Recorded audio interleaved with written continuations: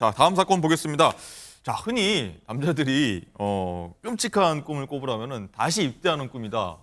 이런 얘기를 많이 하는데 장갈 기자, 실제로 자진해서 재입대를 했다. 이런 사람이 나와서 좀 많은 부분들이 좀 황당해한다. 이런 얘기가 나오고요.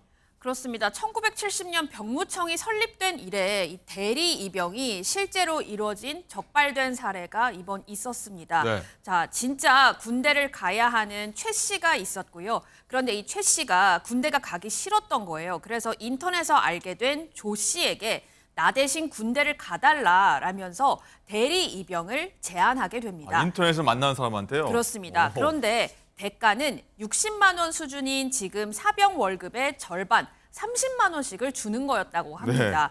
자, 그래서 정말 실제로요. 지난 7월에 조 씨가 최 씨의 신분증을 들고 강원도 홍천에 있는 신병교육대에 입소를 했습니다. 네. 자, 병무청 직원은 이 사진으로 봤을 때는 얼핏 비슷해 보이니까 정말 대리 입영이 된 거예요. 그런데 지난 9월 조 씨가 갑자기 자수를 하게 됩니다. 이미 3개월 정도 군에서 복무를 하고 있었는데 갑자기 두려운 마음이 생겼다는 겁니다. 자꾸 거짓말을 해야 하니까요. 겁이 난다. 그렇죠. 그런데 이 조사를 해보니까 이미 한 번 군대에 갔었던 조 씨는 정신건강 문제로 전역했던 사실이 있었습니다.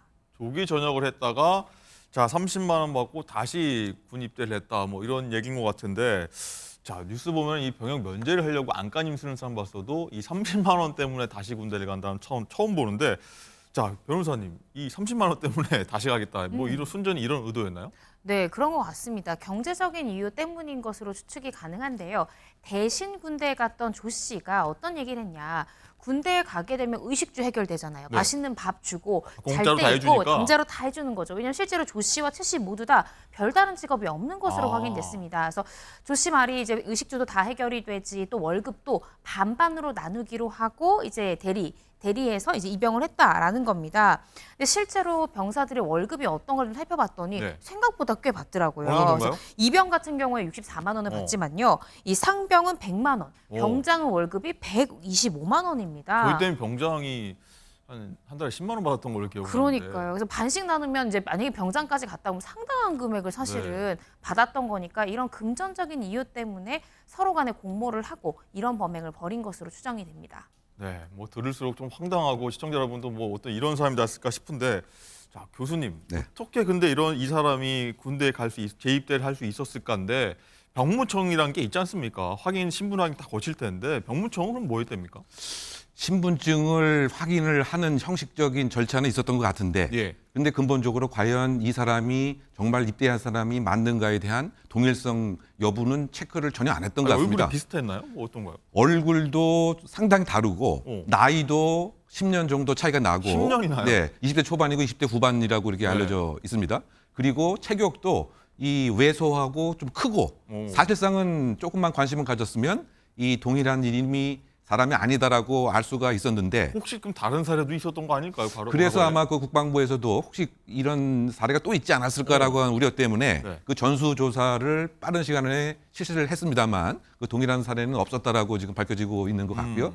그래서 이제 그렇다고 본다면 이런 사항이 앞으로도 또 있을 가능성을 배제할 수 없기 네. 때문에 그러면 그 생체 정보를 통해서 뭐 이를테면 대표적으로 우리가 홍채 검사라든가 그러네요. 뭐 등을 통해서 지문도 있고요. 네, 지문도 있고요. 뭐 그런 공식적인 그 절차를 마련하겠다. 뭐 이렇게 지금 발표를 하고 있는 것 같고요. 네. 어쨌든 뭐 이번 사례는 상당히 황당하기는 또 합니다만 이게 전반적으로 그렇다고 본다면 모병제에 관한 얘기 또는 병사 월급에 관한 얘기 뭐 이런 것 등을 상당히 지금 잘 되고 있는 것인지에 대한 좀 검토가 좀 필요할 것 같고요. 네. 그 왜냐하면은 이 수익을 창출하기 위해서 스스로 군대에 사실 입대해서 그것도 이제 50%씩 수익을 분배하기로 했다. 아니 그 하사관으로 재입대하면 되는 거 아닙니까? 그렇죠. 병사로 굳이. 그러니까 이제 모병제에 관한 이제 그 여러 가지 그 논란과 예. 지금 어떤 측면에서 보게 된다면 병장의 월급과 초급 간부 부하사관 월급이 네. 사실상 이 부하사관 월급이 병장보다 너무 적다.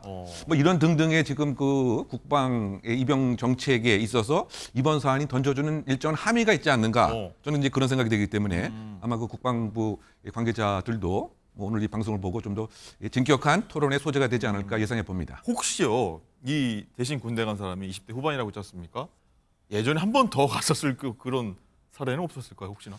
그러니까 이제 이제 두 번째, 세 번째일 수도 있는 가능성도. 그러니까 이제 지금 간 사람이 네. 사실은 군대에 복역을 했었는데 그런데 그때 일정한 그 정신적인 좀 문제가 있어서 복역 근무를 다 마치지 않고 네.